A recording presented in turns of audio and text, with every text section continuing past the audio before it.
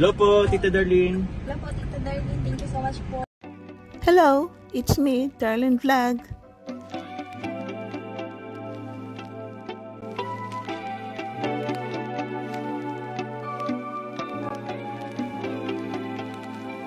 Sa mga titas po sa Hong Kong, thank you very much po sa inyo. Yes po. Salamat po. Thank you po. Grabe naman. Isa man nagmamarathon po na patuloy. Thank you po. Salamat po sa inyo. Yes, okay, yun. Salamat. Tita Lolita Pin, I'm so happy to see you both online. Salamat at naka-live ka din, Carla. I love you po. Salamat po sa inyo. Tagal po talaga ako nag-live. Ganun gaya. Salamat po, Team C3.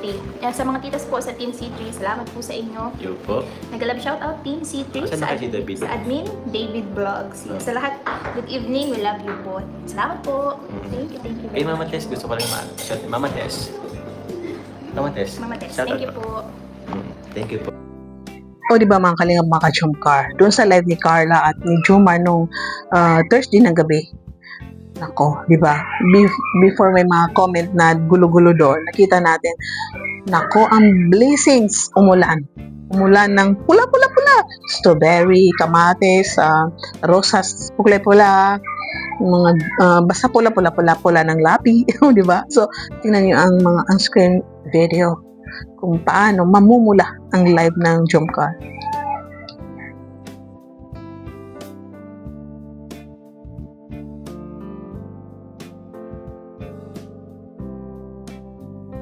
O, nakita ninyo? Kahit may umalis, may naiiwan. Marami pa rin nagmamahal, namumula pa rin ang suporta dito sa Jomcar. Umalis man sila, may naiiwan. Umalis man sila, may bumabalik. Umalis man sila, may dumarating. So, ang blessings is tuloy-tuloy. Dahil ang dalawang ito is mabait, hindi nagbabago. So, umuulan-ulan ang blessings sa dalawa dahil nagpapakumbaba sila. Na hindi nananatili sa puso nila. Yung wala silang galit sa puso, siguro sama ng loob, normal yan. So, nakita ninyo paano sumuport itong mga supporter sa Jomcar. Maraming hindi nakakapagpalipad. Pero yung pagmamarathon nila, nakaabot tayo ng 52 episode million views dahil masisipag kayo mga marathoners, mga silent viewers na nagmamahal sa Jomcar, nagtatanggol sa Jomcar.